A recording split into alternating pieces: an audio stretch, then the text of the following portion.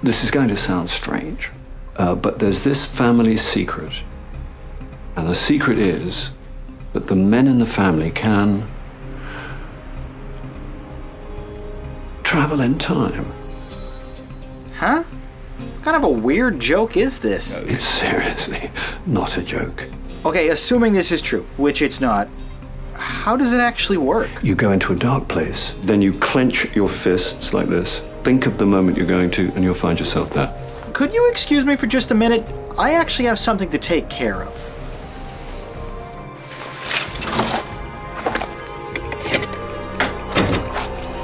Okay, let's do this.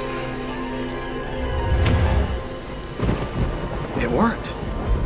And this is movie night.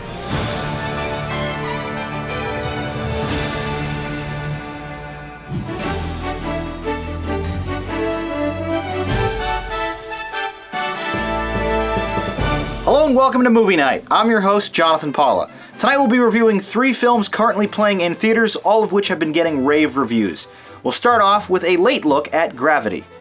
Grossing over $500 million just a month after its October 4th, 2013 release, this extremely ambitious science fiction action thriller is the latest effort from visionary director Alfonso Cuarón, the talented man behind Pan's Labyrinth and the captivating Children of Men. Using every bit of its $100 million budget, this stunning space epic opens with a single, 12-minute shot that defies cinematic conventions, bringing to life perhaps the most impressive shot in film history. The unbroken scene dynamically floats from one astronaut to the next as they work on the Hubble Space Telescope during a routine spacewalk, until a fast-moving debris field threatens not only their precarious operation, but also their lives. Explorer, do you copy? Explorer, permission to retrieve Dr. Stone. Your go, Guam. Houston, this is Explorer. Copy. All right. We've lost Houston. We've lost Houston. Look, we need to get the hell out of here. Someone else there, man? No, don't wait for us. It's stuck. Man down! Houston, this Man is down! Copy. Houston, Explorer. Copy. Explorer's been hit. Explorer's gonna leave. Sandra Bullock and George Clooney star as the only 2 characters whose faces are ever seen on screen, yet they both do a magnificent job exhibiting a figurative roller coaster of emotions. While Clooney remains calm and collected during the terrifying ordeal, sarcastically quipping to his fellow astronauts that they have clear skies with a chance of satellite debris, Bullock meanwhile turns in a landmark performance that will likely score her another Oscar nomination. The rookie mission specialist finds herself in a no-win scenario in the deep void of space, thousands of miles from help, in a situation that strictly obeys Murphy's Law. Whatever could go wrong, does go wrong. A scene where she prays to herself marks not only a pivotal turning point for her character's motivation, but a particularly moving moment as well. Seemingly unfolding in real time, this is a completely immersive and visceral experience, best viewed in 3D, especially when tensions are heightened during wisely used first-person POV shots inside Bullock's foggy and claustrophobic helmet. Where this perfectly paced 90-minute adventure ends up is best experienced unspoiled, but it is obvious that this is not the type of story where a happy ending is necessarily guaranteed. Utilizing technology specifically built for this picture, none of it even possible just a few years ago, this PG-13 rated drama is the most visually impressive movie since Avatar and equally as groundbreaking. The effects aren't only seamless and realistic, they're captivating and artistic as well, resulting in an absolutely gorgeous experience. Composer Stephen Price lends an inspirational and nail-biting original score that swells in intensity at all the right moments. Although the narrative perpetually flirts with the implausible, it never outright becomes unbelievable, maintaining an almost non-stop sense of danger and urgency throughout. A realistic, exciting, gripping journey certainly worth watching again. Gravity is a visual masterpiece with outstanding thrills. Now let's see what you had to say about this space epic in the YouTube comments.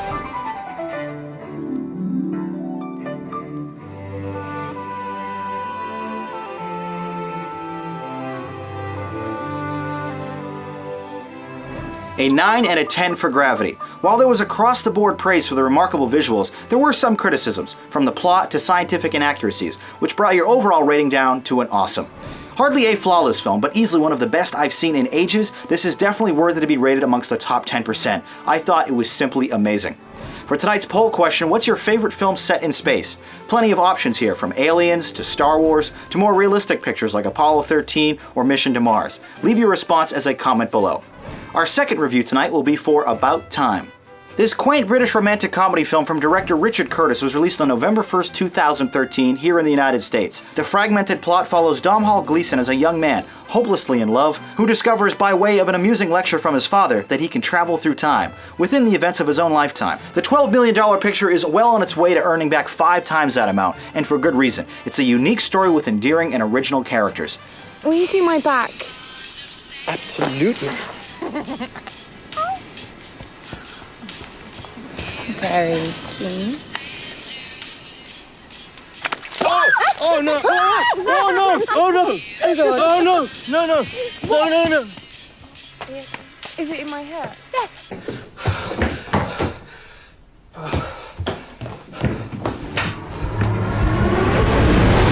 Tim, will you do my back? Sure. Just give us a sec. Domhnall is perfect as the nervous and hesitant temporal wanderer, eventually falling head over heels for Rachel McAdams, so much so that he repeatedly attempts to backtrack his mistakes, a la Groundhog Day, to ensure a perfect relationship. However, he's quick to remind the audience in helpful voiceover narration that all the time traveling in the world can't make someone love you. In her third movie as a time traveler's love interest, McAdams exhibits playful chemistry between her co-star, making for some fun and realistic moments, as Domhnall's time jumping threatens to recursively damage their relationship. I couldn't help but be reminded of a Star Trek Voyager episode, Year of Hell, which explores a very similar concept of a time traveler's noble but fruitless effort to fix his own life, but he only ever worsens the situation. Later, a montage showing their improving relationship set to the sounds of a subway band is especially effective at wrapping up the first phase of the story. And that's when things transform from a quirky, lighthearted rom-com involving time travel to a much deeper and emotional struggle about dealing with decisions and taking care of your family. Where the film treads next is unexpected but powerfully resonating, especially scenes involving Bill Nighy in a really wonderful performance. Although a bit disjointed with the narrative shift, the 123-minute picture remains well-paced and compelling throughout, resulting in a great date movie for all couples willing to brave the potential heartache of the film's final act. While the R-rated drama ends on a spoon-fed montage very reminiscent of Love Actually, it is a delightful, adorable, and emotional journey worth experiencing more than once. About Time contains unique and powerful love stories. Now let's read some of your reviews for this film in the YouTube comments.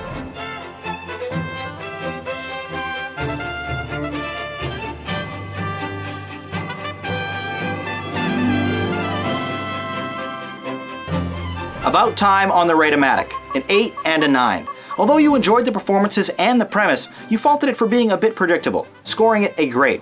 I was really surprised by this picture, especially on an emotional level. I thought it was awesome. Before we continue, I'd like to remind you to check out the Movie Night Archive channel for my exclusive trailer commentaries. This week we'll be taking a sneak peek at Grudge Match, and for an organized library of all our past reviews. Finally tonight, let's review The Hunger Games: Catching Fire.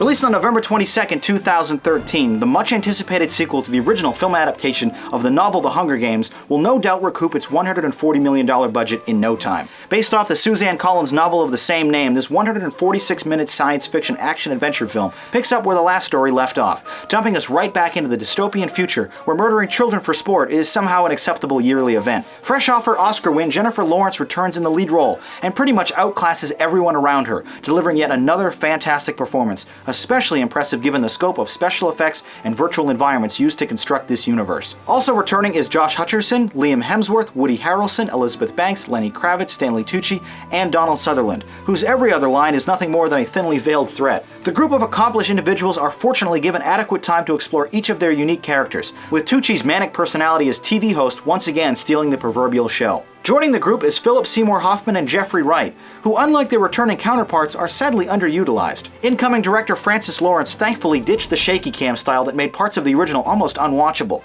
resulting here in a much more coherent cinematic experience, despite a large number of scenes that were filmed in almost total darkness, making it a bit hard to follow the actors through the poorly lit environments sometimes. You two have a very simple task. I never meant for anyone to get killed. He has to know that. What are you talking about? Who has to know what? Snow, he came to see me. He's worried about rebellion in the districts. He thinks that they don't believe our love story. You know, Candace, you should have told me that before I went out there and tried to give these people their money. I'm sorry, I didn't know what to do. Candace, what were you thinking? Please just help me get through this trip. Please just help us get through this. This trip, girl, wake up. This trip doesn't end when you get back home. You never get off this train. You two are mentors now. From now on, your job is to be a distraction. so people forget what the real problems are. The first act of the PG-13 rated story, which explores the consequences and socioeconomic hardships affecting the outlying districts, is particularly interesting. However, once the Hunger Games proper begins again, this time as a contrived all-star edition of past winners, the plot unfolds scene for scene lockstep with the original, with only names and concepts changed, with Harrelson warning, "Remember who the real enemy is." Instead of outrunning a forest of fire, Lawrence and her allies find themselves escaping from poisonous fog. In the first film, they face down a group of deadly dogs. Here, they've been replaced with monkeys. And while it's obvious our heroine will live to fight another day, it's less clear how that will happen. A twist revealing the unique mechanics of the arena itself, however, is a pretty awesome development, resulting in a very spectacular action sequence. Keeping with tradition for middle installments in a trilogy, this movie ends on an abrupt cliffhanger that'll either leave you eager for more or frustrated the narrative is left unresolved. Seriously though, do they not have any other form of entertainment in the future? Is this all there is to watch? Teenagers murdering each other? What about the internet or movies? Just live Hunger Games broadcasts? Although the middle portion of the film shamelessly retreads the first installment, the action and tension is improved, and the story is a more fast-paced and exciting one. The normally potent work from James Newton Howard is sadly absent, leaving us with a less than memorable score. It's just unfortunate we'll have to wait another 2 years to witness the big screen conclusion of this story, as Lionsgate has depressingly decided to, pardon the pun, take a page out of the Twilight and Harry Potter series and split the final book into 2 movies. While we wait though, this is a fun film I honestly wouldn't mind experiencing again. The Hunger Games: Catching Fire. Similar drama, but exciting execution. My final score is a 7. As with all brand new releases, there weren't enough audience reviews to formulate your score, so you'll just have to leave your thoughts as a comment below. I, for one, definitely enjoyed this picture, particularly when compared to the original, but it also ran a bit long and copied several elements from that first film, so I'm only giving it a cool. Let's take a look now at other films currently playing in theaters with some of your tweet critiques.